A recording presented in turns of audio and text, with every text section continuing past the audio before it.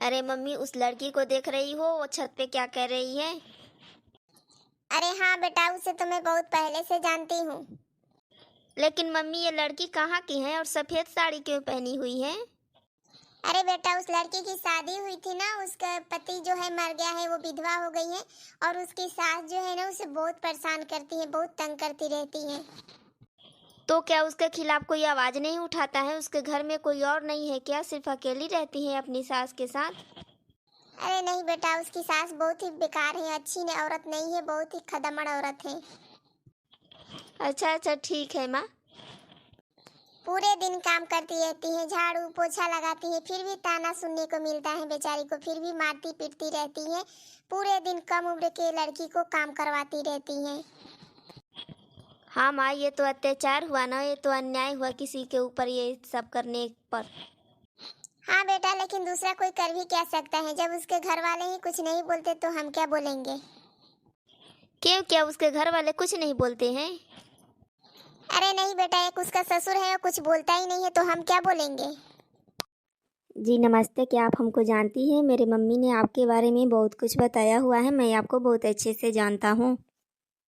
जी नमस्ते जी। नहीं, मैं आपको नहीं जानती, क्योंकि आज मैंने आपको पहली बार देखा हुआ है।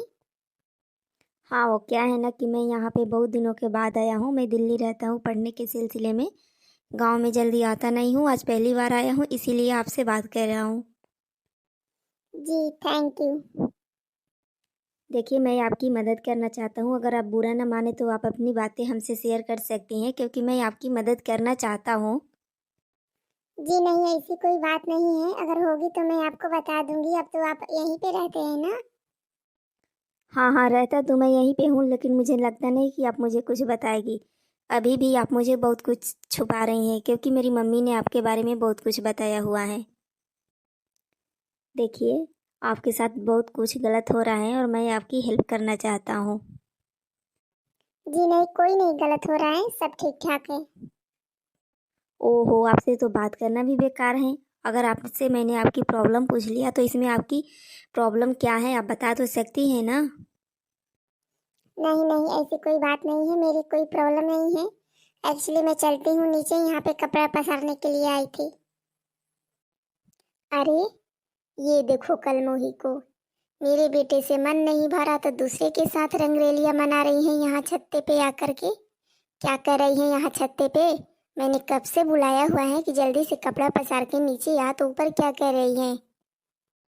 ऐसी बात नहीं है मम्मी जी, वो नए नए आए हैं ना, इसीलिए अपना नाम पता बता रहे थे और कुछ नहीं।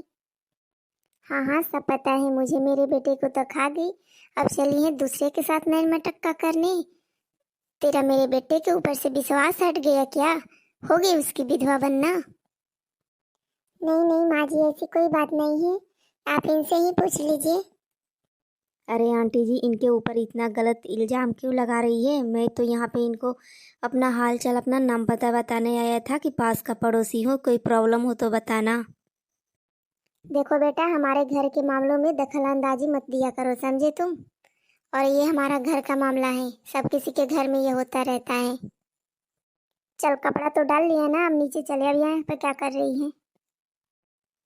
अरे आंटी जी, थोड़ा सा प्यार से नहीं बोल सकती हैं क्या इनके साथ? चुप रहिए विवेक जी, ये मेरे घर का मामला है। हाँ हाँ शांति जी, चुप हूँ, लेकिन आपकी शांति देख करके ही मैं चुप रहता हूँ। बड़ा हमदर्द बनता है, कोई और बात तो नहीं न है रे? नहीं माँ जी, ऐसी कोई बात नहीं है, चलिए आप घर चलते हैं। बड़ी तेरी चपड़ चपड़ मुंह चल रही थी वहां छत्ते पे, कौन लग रहा था तेरा? चल चल करके सारा झाड़ू पोछा कर, और 1 घंटे के अंदर मुझे किचन में सारा खाना बना हुआ चाहिए, समझी? ठीक है मम्मी, मैं सारा खाना पका करके रेडी कर देती हूँ अभी के अभी। और ज्यादा मुंह चलाने की जरूरत नहीं है, जितना भी आंगन में कचरा पड़ा हुआ है ना, सब पोछा लगा। और तुझे एक दिन खाना नहीं मिलेगा, तब जाके समझ में आएगा कि आखिर होती क्या है सास। ऐसा मत करिए मम्मी, अगर खाएंगे नहीं तो हम काम कैसे करेंगे?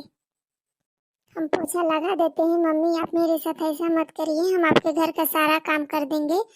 लेकिन अगर हम खाएंगे नहीं तो हम करेंगे कैसे? ये मुझे नहीं पता है कि तू कैसे करेगी, समझी तू? जल्दी से सारा काम करके यहाँ से हटा। और हाथ भी जल्दी जल्दी चलाना, धीरे धीरे चलाने की जरूरत नहीं है। ठीक है मम्मी, घर का काम जितना भी है उतना मैं कर दूंगी, लेकिन मुझे खाने से मत हटाइएगा, नहीं तो मैं खाई भी नहीं मर जाऊंगी। हाँ हाँ ठीक है। बहुत तेरी मुँह चल रही है, बगल वाले से बात करती है, बगल वाले से बात करती है। क्या तेरा दादा लगता है बगल वाला? नहीं नहीं मम्मी, वो मेरा दादा वादा कुछ नहीं लगता है। मैं तो उन्हें जानती भी नहीं थी, वो खुद मुझे नमस्ते बोलने आए थे और बोल रहे थे कि मेरा नाम पता ये है। नमस्ते अंकल, क्या आप हमको पहचानते हैं? मैं वही लड़का हूँ जिसको आप लोगों ने बदनाम करके रखा हुआ है। अपने घर में आने पे अपने बहू के साथ नाम जोड़ करके कलंकित किया है मुझे। अरे नहीं नहीं बेटा, आओ आओ जल्दी आओ घर में, क्योंकि तुम्हारी ही ज़रूरत थी। मुझे तुमसे कुछ बातें भी करनी थी। अंकल, मैं आपसे एक सवाल पूछना चाहता हूँ, आपको कुछ कहना भी चाहता हूँ, अगर आप बुरा ना माने तो। हाँ हाँ बोलो बेटा, जो बोलना है वो बोलो, क्योंकि तुम बहुत ही अच्छे लड़के हो। मैंने तुम्हारे बारे में सुना हुआ है शांति से। अंकल, शांति के साथ जो भी हो रहा है अच्छा नहीं हो रहा है। प्लीज़ आप उसे रोक लीजिए, आप उसके खिलाफ आवाज़ उठाइए। क्या करे बेटा, घर के मुखिया के आगे हम सब हारे रहते हैं। आज तक मैंने कोई आवाज़ ही नहीं उठाई है। मेरी हिम्मत ही नहीं होती कि मैं उसके सामने कुछ बोलूं। नहीं नहीं अंकल, ऐसा मत करिए। शांति के साथ बहुत ही बड़ा अन्याय हो रहा है। हाँ बेटा, ये तो है, अन्याय तो हो ही रहा है उसके साथ। मैं सोच रहा था कि मैं उसकी दूसरी ज़िंदगी शुरू करने की इजाज़त दूं, लेकिन इस मुखिया के आगे मेरी बोलती बंद हो जाती है। अंकल, अगर आप बुरा ना माने तो एक सलाह दूं मैं आपको। हाँ हाँ बोलो बेटा, क्या बात है? अंकल, अब जब भी आंटी अत्याचार करती हैं शांति के ऊपर तो आप उसके खिलाफ आवाज़ उठाइए। आप थोड़ा सा टाइट होकर के बोलिए, फिर समझ में आ जाएगा। हाँ, ये बात तो सही बोल रहे हो बेटा, अब मुझे ऐसा ही करना पड़ेगा कुछ। अंकल, अब आपको आवाज़ उठानी होगी, क्योंकि आपने अपने बेटे के खिलाफ आवाज़ नहीं उठाया था तो उस टाइम उसने मजबूरी में आकर के आत्महत्या कर ली। लेकिन अगर आपकी बहू ने भी ना जाने कुछ कर लिया तो आप क्या करेंगे? आप कभी ज़िंदगी में माफ़ कर पाएंगे खुद को? आपको आवाज़ उठाना ही होगा। हाँ बेटा, अगर मेरी बहू ने कुछ कर लिया तो मैं तो जीते जी मर जाऊंगा। मेरे समझ में नहीं आ रहा है कि मैं करूँ तो करूँ क्या। कब से तुझे आवाज दे रही हूँ, तुझे सुनाई नहीं देता है? कल मोही हाथ मुंह बंद करके बैठी हुई है, ऐसा लगता है कि हाथ गोड़ में लकवा मार दिया है। खाती है दिन भर, काम ना धाम करती है, बैठी रहती है, ऊपर से सुनाई भी नहीं देता है। माफ करिएगा मम्मी जी, मुझे सुनाई नहीं दिया था, सच में मुझे नहीं सुनाई दिया था, नहीं तो मैं आपके पास जरूर चली आती। हाँ हाँ, सुनाई कहाँ से देगा, आजकल तो गांव का छोकरा जो याद आता है 24 घंटे बैठा रहता है छत पे। नहीं मम्मी जी, ऐसी बात नहीं है, वो अपने घर रहते हैं, मैं अपने घर रहती हूँ। कौन जानता है, छत पर से ही छत पर नैन मटक्का होता रहता है। दिन में तो मैं रहती नहीं हूँ, कामकाज के लिए बाहर चली जाती हूँ, मार्केट चली जाती हूँ। कहीं तू ऐसा वैसा काम तो नहीं करती है? नहीं तो तोड़ दूंगी टंगरी तेरी, समझी तू? नहीं नहीं मम्मी जी, कसम ले लीजिए मेरी, मैं अपने पति की कसम खा के कहती हूँ, ऐसी कोई बात नहीं है। बस करो मालती, बस करो। शांति को बोलना बस करो। अब मैंने बहुत बर्दाश्त कर लिया, लेकिन अब बर्दाश्त नहीं होता है। ऊपर से इतना काम करवाती हो, डांटती रहती हो 24 घंटे। ये कहाँ का न्याय है? बहुत लंबे लंबे जीभ हो गए हैं आपके, कहाँ से आवाज आ रही है आजकल? कौन सिखाता है आपको? कोई नहीं सिखाता है मालती, लेकिन इतना जरूर जानता हूँ कि जो भी अन्याय हो रहा है वो सही नहीं हो रहा है। लेकिन अब मैं आवाज़ उठाऊंगा। मैं अपनी शांति बिटिया को दूसरा घर बार बसाने के और जीने का अधिकार जरूर दूंगा। पापा जी, मैं ऐसे ही ठीक हूँ। नहीं नहीं बेटा, तुम्हारी लाइफ के साथ मैं समझौता नहीं कर सकता। इतनी कम उम्र में तुम विधवा हो गई हो, अभी तुम्हारे सामने पूरी जिंदगी पड़ी हुई है, तो कैसे निभाओगी? हाँ हाँ, तुमको खाना कौन बना के खिलाएगा? इतना घर का काम कौन करेगा? ब्याह के भेज दोगे तो इसको? तुम बनाओगी मालती, तुम। देखो जी, मेरे साथ इतना बहस मत करो, क्योंकि आप जानते हो ना कि मैं कौन हूँ। पता है, इसीलिए तो बोल रहा हूँ। अपनी आवाज़ को नीचे करके बात करो, समझी तुम? अब मैं चुप नहीं बैठने वाला हूँ। ये आवाज़ निकल चुकी तो निकल चुकी, और ये जंग के खिलाफ आवाज़ हमेशा निकलती रहेगी। अरे बाप रे बाप, इतना कहाँ से सीख करके आए हो?